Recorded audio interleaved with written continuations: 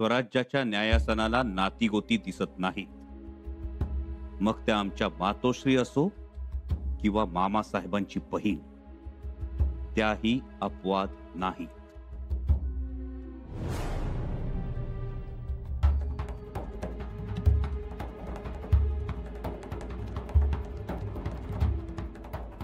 मामासाहेब,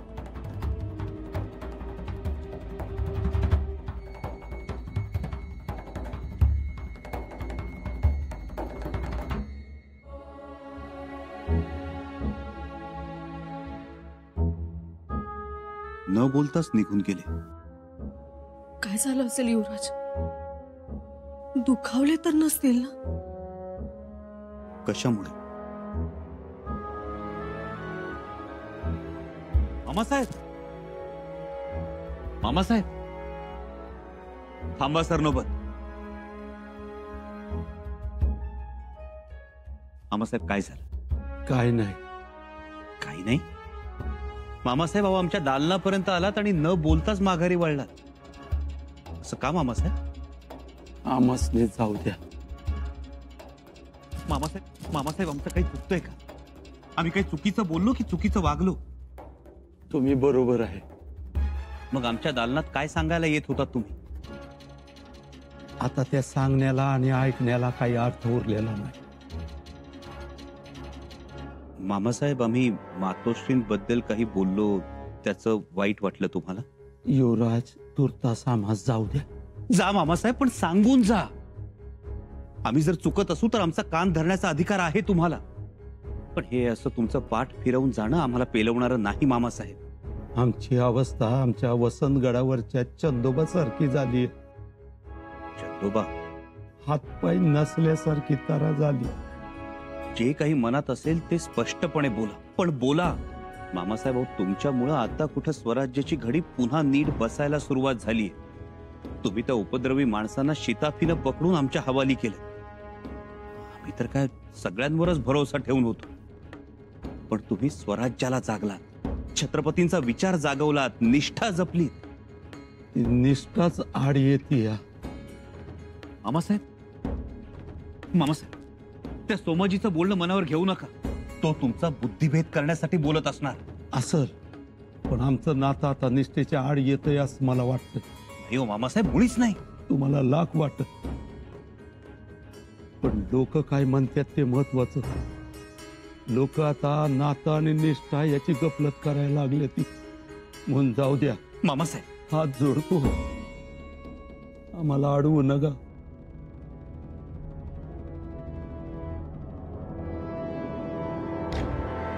अनाजी पंतांची खेळी फसली. आम्ही नको नको म्हणत असतानाही त्यांनी मोठा घास घेतला आणि फसले. स्वतःही फसले आणि आम्हालाही फसवलं. आपल्याला असं हतबल होऊन चालणार नाही. आधी रायगडाच्या सुरक्षेबद्दल बोला. रायगडाच्या सुरक्षेची सगळी तजवीज झालेली आहे. सरदार मालसावंतांना सकाळीच अनेक सरदार येऊन मिळालेत. शिवाय आपले नवे सरनोबत कान्होजी भांडवलकर यांनी मोठी तयारी केली. शंभूराजे येण्याच्या वाटेवर मोठ्या फौजा उभ्या केल्या. उत्तम. शिवाय आपण गडाचे दरवाजे बंद जरी केले तरी आतील मुठभर मावळे वर्ष 2 वर्ष गड सहज झुंजू जाऊ शकतील.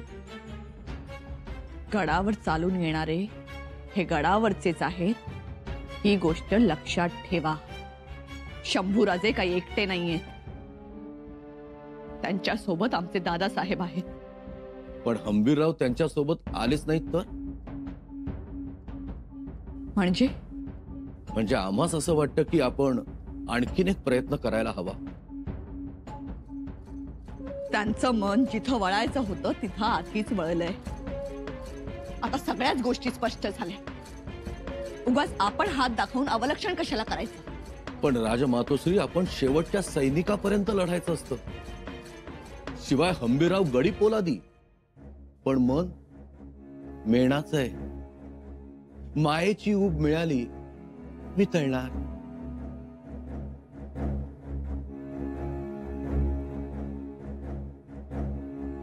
ठीक आहे, तुम्ही म्हणताय तर आम्ही प्रयत्न करून बघू.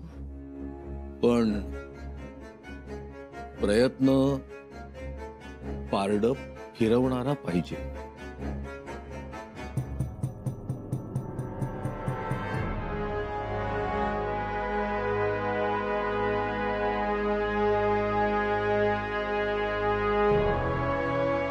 एकटेच आलात?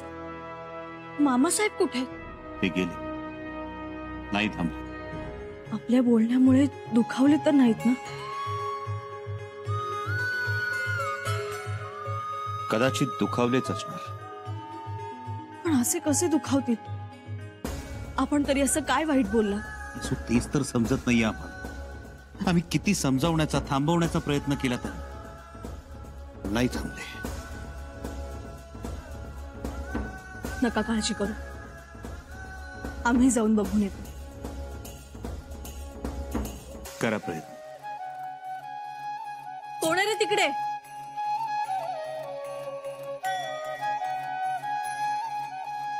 कुठं उतरलेत मामासाहेब? 3 दरवाजा जवळच ना? आलोच आम्ही. रायप्पा, आमचा मेणा तयार ठेवायला सांगा. आम्ही मामासाहेबांना भेटायला चाललोय. आलोच तयार. तेच सांगाय आलो. सरनोबत गड उतार झालं. काय गडउतार झाले? होय, कुठं गेले? तळबीडला. मावळ्यानं सांगत होतं ते मी ऐकलं आणि सांगाय आलो. याचा अर्थ मामासाहेब दुखावले, नाराज झाले. नक्कीच, नाहीतर असे न सांगता गडउतार होणार नाही. युवराजनी, आमची तलवार द्या. रायप्पा, घोडा जीन बंद कर. आम्ही आलोच.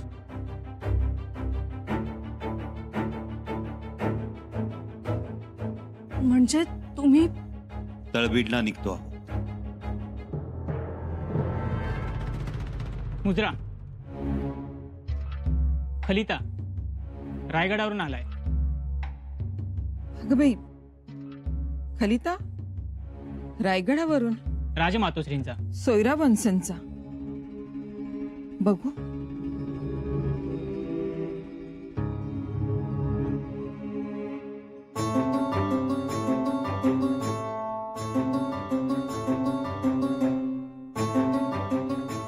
वज्रचुडे मंडित सकल सौभाग्यवती उमा वहिनी साहेब यासी दंडवत.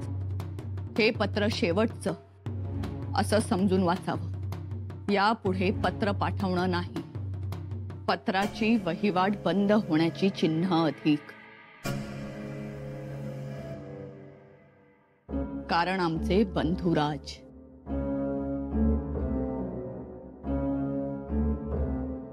दादासाहेब त्यांच्या शब्दाला जागले नाहीत. खरं तर मोहितेंच्या घराण्याची माया ही माहेर वाशिणीसाठी दाट असते. पण माया पातळ होऊ लागल्याचा अनुभव आला. हे असं काही घडेल असं वाटलंच नव्हतं. आमच्या दादासाहेबांच्या संमतीनंच त्यांच्या सख्ख्या भाच्याला गादीवर बसवायचा खाट घातला. तो सिद्धीच नेला. अनाजीपंत मोरोपंत तळबीडला आले होते. आम्ही त्यांच्याकडे निरोप दिला होता. शंभूराजेंना रायगडावर घेऊन येण्याचा आदेशही दिला होता. तशी चर्चाही झाली होती तळबीडला. दादासाहेबांनी संमती दिली होती. पण ठरल्याप्रमाणे दादासाहेब वागले नाहीत. उलट मंत्र्यांना अटक करण्यास सहकार्य दिलं. हे बरं झालं नाही. शब्दाला खोट पडली. या झाल्या प्रकारामुळे नात्यातला कोतेपणा पुढे आला. यात सख्ख्या भाच्याचं भलं होऊ नये हेच दिसून आलं. मग आतापर्यंत दिलेली वचनं, घेतलेल्या आणाभाका, त्यांचा फोलपणा समोर आला. अशानं भावा बहिणीचं नातं कितपत टिकेल असं वाटतं. आम्ही छत्रपतींच्या पत्नी आहोत याचंही भान ठेवावं. आमचे हंसाजी दादा सरनोबत हंबीरराव झाले. ते तलवारीच्या जोरावर झाले हे जरी खरं असलं तरी आमच्या नात्यातील गिलावाही त्यावेळी उपयोगीच पडला आहे. हे विसरू नये त्यांनी. नात्यात गुंता होऊ असं काही करू नये. जो जो गुंता सोडवत जाऊ तो तो गुंता वाढत जातो असाच अनुभव आहे. सुटण्यास अजून काय सांगावं. अजूनही वेळ गेलेली नाही. आपण आमच्या वहिनी साहेब आहात म्हणून हे पत्र. आमची मर्जी गैर होऊ देऊ नये. लेखन सीमा.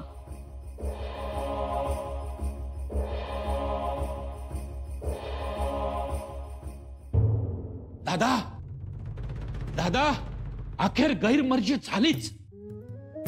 कोणाची गैरमर्जी झाली?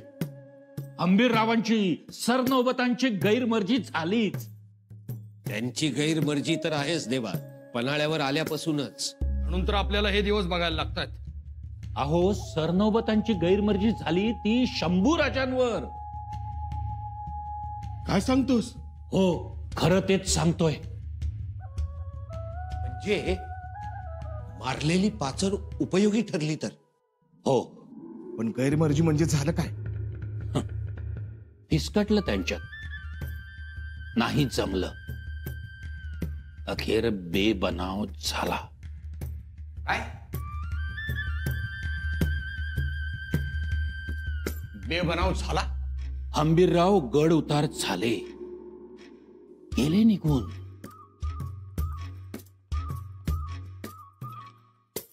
पण तुला कोणी सांगितलं? दादा, पहारेकरी चर्चा करत होते. त्यातला एक पहारेकरी जनार्दन पंतांना मानतो. तो देत असतो खबरा. मला ऐकू यावं म्हणून मुद्दामून मोठ्याने बोलतो तो. सुरनीस, थोडक्यात सरनोबतांचा स्वामीनिष्ठेचा ज्वर उतरला तर? उतरणारच होता तो. हो, शंभूराजांबरोबर लढाईला जाणं वेगळं आणि शंभूराजांसोबत राहणं वेगळं. कळलं? याचा अर्थ लवकरच आपली सुटका होणार. व्हायला हरकत नाही, कारण आपल्यावर येणारं बालन सोमाजीने रायगडाच्या दिशेने वळवलं. शाब्बास सोमाजी, शाब्बास. आता काय बी करून धन्यासनी सांगायला पाहिजे, नाहीतर सख्खी नाती तुटून काय उपयोगाचं. एकदा दुरावलं की दुरावलंच.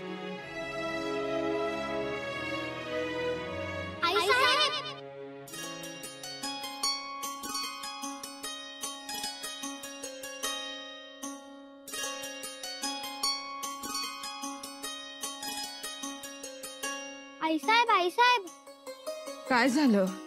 अहो, आमच्या पतंगाच्या दोऱ्याचा गुंता झालाय. इथं भावा बहिणीच्या नात्याचा गुंता झालाय. तो सुटना आणि तुम्हाला दोऱ्याच्या गुंत्याचं पडलंय. काय झालं? काय सांगायचं? तुम्ही माग व्हा. तुमच्या बाबांना काय कळत नाही. अगं बाई, काय ग केलंय बाबांनी? काय करतात? रक्ताची नाती तोडाया निघालीत. बहिणीच्या पाठीशी उभं राहायचं सोडलं आणि हे विपरीत करायला निघालेत. पण काय ग विपरीत केलंय त्यांनी, ते तरी सांग. हा ग हेच, रक्ताची नाती सोडून स्वराज्य स्वराज्य करायला लागलेत. मग बरोबरच आहे बाबांचं. काय बरोबर?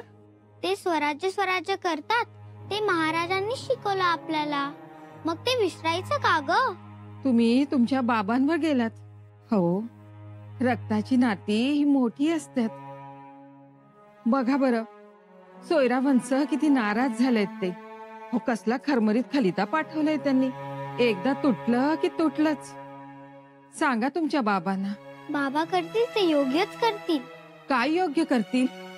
अगं, बाबांनीच सांगितलं आम्हाला की मोहित्यांचं इमान मोठं, त्याला जागायचं. कळलं? बरोबर लाख मोलाचं बोललेस तारा. मोहित्यांचं इमान स्वराज्यासाठी. तुझ्या मुखातनं महाराजच बोलले जणू. माझे लेख तारा. आई शाबास.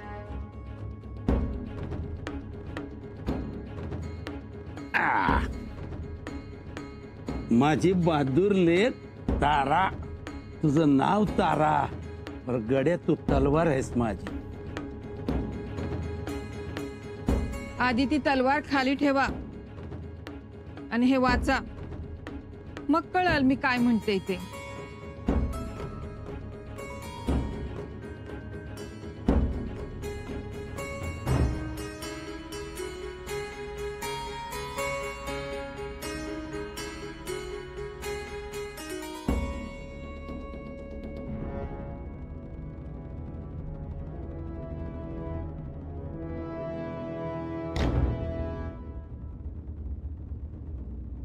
अरे देवा. कळलं आता.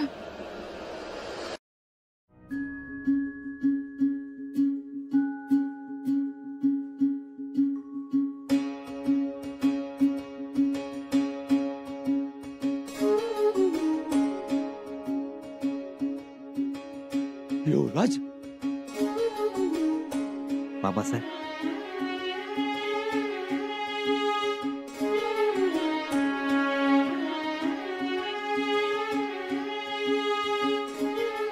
मामासाहेब, तुम्ही चंदोबाचं नाव घेतलं आणि निघून आला. आम्हाला चंदोबा ठाऊक आहे. रावणाची बहीण शूर्पणखेचा मुलगा चंद्रसेन. त्यानं कठोर तपश्चर्या करून शंकराला प्रसन्न करून घेतलं आणि देवांचा नायनाट करण्यासाठी समशेर मागितली. पण ती समशेर चंदोबापर्यंत पोहोचलीच नाही. त्याला ती मिळालीच नाही. मग कोणाला मिळाली? लक्ष्मणाला. आणि लक्ष्मणानं ती समशेर चंदोबावरच चालवली. ज्या बेटावर चंदोबा तप करत होता तिकडं लक्ष्मणानं ती समशेर फेकली. चंदोबाचे दोन्ही हात छाटले गेले, दोन्ही पाय तुटले. तो पांगळा झाला. हो मामासाहेब, या गोष्टीत तुम्ही चंदोबा नाही, लक्ष्मण आहात. लक्ष्मण आणि चंदोबा आहेत कारस्थानी कारभारी. तुमच्या इमानामुळे त्यांचे स्वार्थाचे हात छाटले गेले. मुत्सद्दीपणा पांगळा झाला. पाप्याला शिक्षा मिळाली, पाप्याला शिक्षा मिळाली.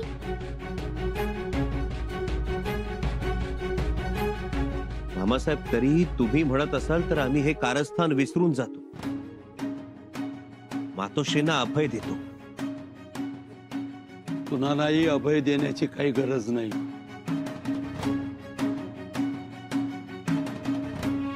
मामासाहेब, पुरावा काय मातोश्रींच्या सहभागाविषयी?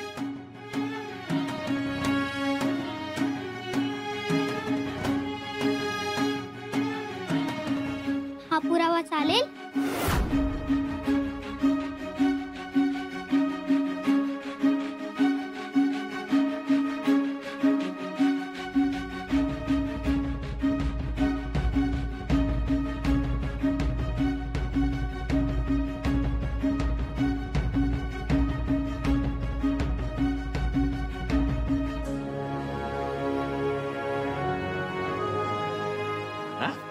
युवराज, आजवर तुमच्या बरोबर बाबा होते, आता मी सुद्धा आहे. आमचा घोडा लवकरच मोठा होईल.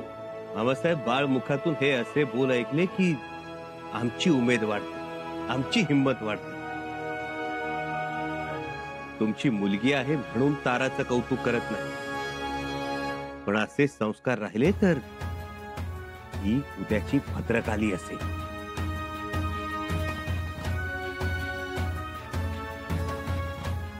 येतो आम्ही.